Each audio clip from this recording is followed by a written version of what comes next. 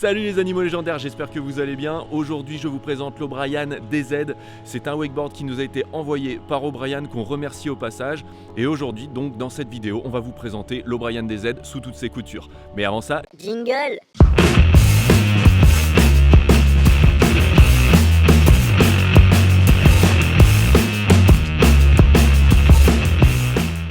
on va essayer de garder la même trame pour tous les board tests qu'on va réaliser à partir de maintenant. Donc on va parler du flex, du rocker, de la finition et du shape. Et ensuite on ira faire un petit test sur l'eau. Pour ceux qui suivent la chaîne déjà depuis un certain temps, vous avez remarqué, je fais souvent des tests de flex. Donc là, cette fois-ci, j'avais pas exactement le même matériel, mais j'ai essayé de faire mes tests de flex à moi. Donc deux tests. Le premier, j'ai posé la board entre deux chaises, je suis monté dessus. Ensuite, j'ai écarté un peu plus les chaises. Pour le deuxième test, là, je suis carrément monté dessus pour vraiment vous montrer l'aspect, on va dire, flex de la board pour mon poids. Donc là, c'est vraiment un test, on va dire, standard pour montrer le flex en général. Au niveau du rocker, on est sur un rocker continu. Donc ça veut dire que vous avez vraiment un aspect banané de A à Z au niveau de la board. Et lui, ce ne sera pas un énorme rocker comparé à d'autres boards. Donc le rocker, je rappelle, vous allez avoir un rocker vraiment prononcé, donc vraiment très banané. Là, ce sera une board qui va vraiment pousser de l'eau, mais pour lesquelles vous allez avoir des super ollies, un super pop, une super réactivité. Et plus le rocker en fait diminue, plus vous allez glisser sur l'eau. Par contre, plus il faudra pousser sur les jambes pour pouvoir réaliser de forts ollies. Au niveau finition, la board, elle est vraiment ouf. Vous allez voir, elle a vraiment tous ces aspects un petit peu cannelés, il y a des chanfreins, ils ont sorti aussi une petite technologie, je pense qu'ils se sont un petit peu tous copiés là au niveau des constructeurs. Donc il y a des petits chanfreins au niveau de la grind base, c'est vraiment, ils appellent ça le catch edge free, donc c'est vraiment pour pas se prendre une carre front ou une carre back. Cependant, 2 points quant à la finition, il y a vraiment un truc que je supporte pas, c'est quand je déballe une board et que vous avez de la fibre de verre qui vous arrive dans les mains, parce que certaines fois les finitions sont pas super bonnes, c'est-à-dire qu'ils pas réellement terminé de poncer les bords et en fait vous avez encore la fibre de verre qui ressort, vous prenez la board sur le champ et là vous vous pétez de la fibre de verre sur la main et là c'est le cas de cette board. Donc là, point rouge là-dessus, c'est pas cool, faut vraiment terminer. Donc vous, quand vous recevez votre O'Brien chez vous, et ben en fait n'hésitez pas, prenez un chiffon et vous passez vraiment sur tout le contour. Deuxième petit point au niveau de la finition, là c'est vraiment moins important, mais c'est juste un détail visuel, c'est qu'en fait on voit qu'il y a une ligne qu'il y a, on va dire, sur la planche, et là c'est vraiment plus esthétique qu'autre chose. Je pense que ça a à voir vraiment avec l'usinage et avec ce petit dégradé de matière, mais on voit en fait qu'il y a une ligne de démarcation sur la board et ça forcément il y a un look un petit peu moins sympa d'un seul coup. Derrière ces aspects un peu hybrides, parce que vous avez vu il y a l'emplacement pour les ailerons, franchement il y a vraiment une board de parc derrière et c'est vraiment ça que j'ai vraiment apprécié. Au niveau du shape, donc vraiment très important, un truc qui est à considérer, parce que ça ne change pas d'une taille à une autre. Donc il y a la première taille 148, puis 152, puis 156. La largeur de cette board reste la même. Donc c'est vraiment super important. Ça veut dire que si vous prenez une 148 ou si vous prenez une 156, la largeur de la board fait 44,5 cm. Donc vous allez avoir une board de plus en plus fine au fur et à mesure où la board grandit. Et ça, on va dire, il y a 8 cm d'écart entre la 148 et la 156, donc ça veut dire que la typologie de la board va complètement changer. Enfin, parlons du poids, 3,9 kg, c'est quand même assez cool, parce que du coup, une board en 152, avec des channels super bien finis, franchement, 3,9 kg, c'est plutôt pas mal. La plus légère que j'ai vue jusqu'à maintenant, c'est la Volt de chez Slingshot, qui est à 3,8 kg, donc on est vraiment à 100 grammes. Et puis du coup, je vous rappelle, la Decathlon 150 est quand même à 4,2 kg. Bon allez, maintenant, trêve de plaisanterie, on va aller tester ça. Sur l'eau. Alors maintenant, on va tester grandeur nature, l'O'Brien DZ qui se trouve juste là en 152. C'est donc la taille intermédiaire. Comme ça au moins ça vous permet de vous rendre compte au niveau de la taille intermédiaire ce que ça donne. Bon, en tout cas, ce board elle sait faire des virages. Déjà, là je suis en switch, elle est plutôt stable. On fait des bonnes coupes, on passe un peu dans le clapot. Ouais, c'est pas mal. Plutôt là je suis de mon bon pied.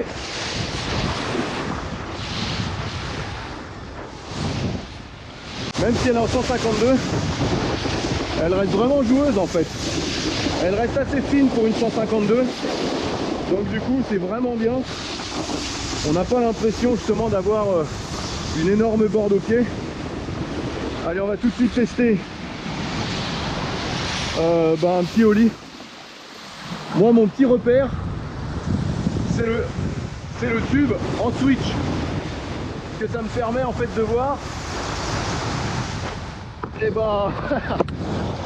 j'ai le même pop qu'avec ma board. Donc c'est plutôt cool. On va essayer à faire un petit transfert. Ouais, plutôt cool. Donc on va refaire encore un petit switch ollie. On va tester la stabilité sur les modules. Ok. Plutôt pas mal. La dernière fois j'ai testé avec un stance un tout petit peu différent. J'étais pas super à l'aise. Allez, front board de cette front. Voilà.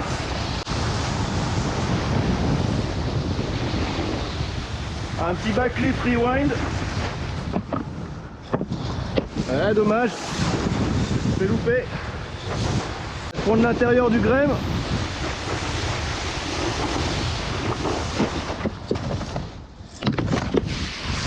Wouhou!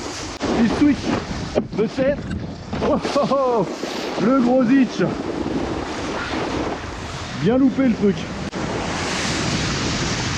J'ai attaqué mon lit un peu trop tard. Allez, un petit switch 3-6-30.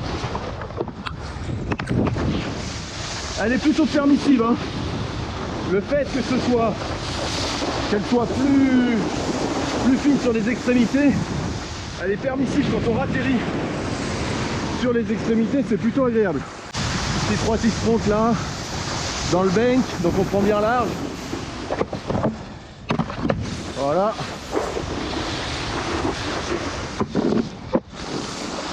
Allez, on va essayer un petit 3-6 front. Transfert inversé. 3-6 front. Ah, j'étais un peu limite. Mais le tips à l'arrière là, bien flex, il m'a permis de pas me mettre une boîte. Je le sens cash. Donc elle est plus grande que celle que j'ai. Elle fait 6 cm de plus. Donc ça a tendance à toucher beaucoup plus rapidement les modules.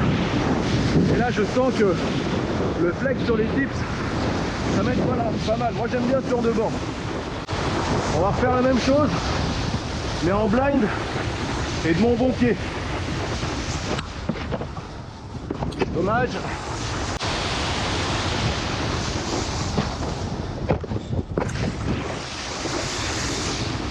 C'est un autre trick, mais c'est pas mal aussi.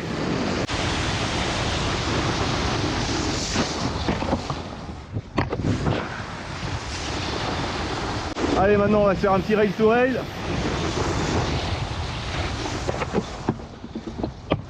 Dommage. Ah, le rail to rail, je l'ai pas gâchette encore. C'est un peu difficile de faire de traverser le rail et ensuite d'aller sur l'autre. Et en plus il est impressionnant parce qu'il est bien haut.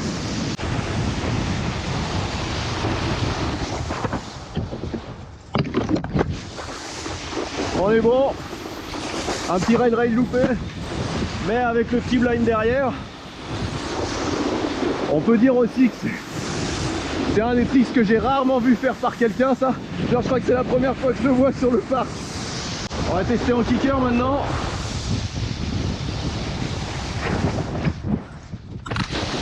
Oh merde! Comment? Quoi, t'as pas aimé le blind à la suite de ça?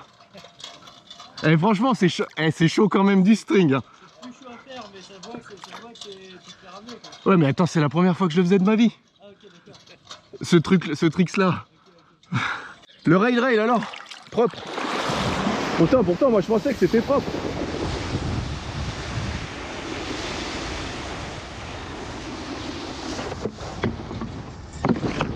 Et ça, c'est propre ça, non?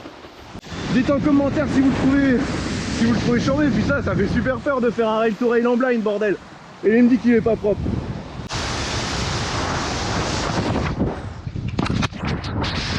putain, mais merde! Bon, bah on va voir si cette planche sait faire un rail to rail. Parce que c'est pas moi, hein. C'est la planche. Soyons clairs.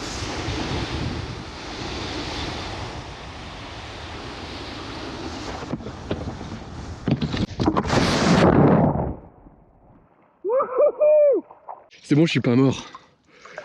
Mais c'est exactement ça ce qui est dangereux sur ce rail to rail. C'est qu'on glisse la plupart du temps sur le ventre. Enfin, la plupart du temps, c'est faux. Mais on glisse en tout cas sur le ventre. Et là, j'ai poussé sur mes jambes pour vraiment y arriver. Et ben, je m'en suis mis une grosse. J'aurais pu taper la tête sur le module, vous emporter avec moi. Et ben, je suis juste passé. J'ai quand même tapé l'avant-bras pour me sauver le visage. Hein, donc, on va juste faire un petit 3-6 maintenant sur un kicker, un ou deux trucs. Et puis ensuite, on va rentrer. Franchement, j'aime beaucoup cette board. Ah, et ça fait du bien de rider.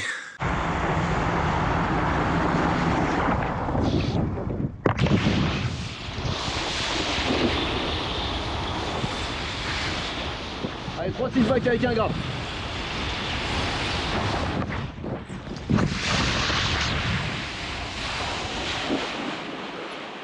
J'ai encore pas mis de grab.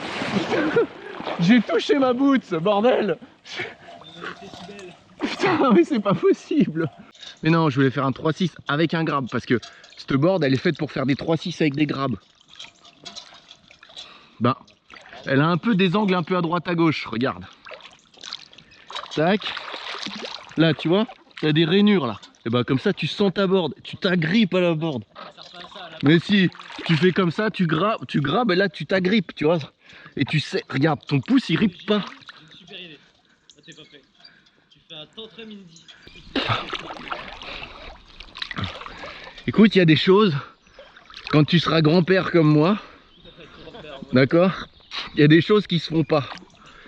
D'accord, comme par exemple, les têtes en bas, ça sert à rien. On va essayer un petit crail.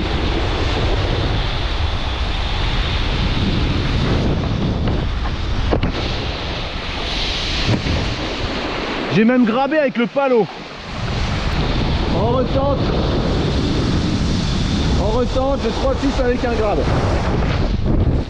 Eh ben non, allez, tant pis, c'est pas grave. C'est pas grave, tant pis, pour un autre jour.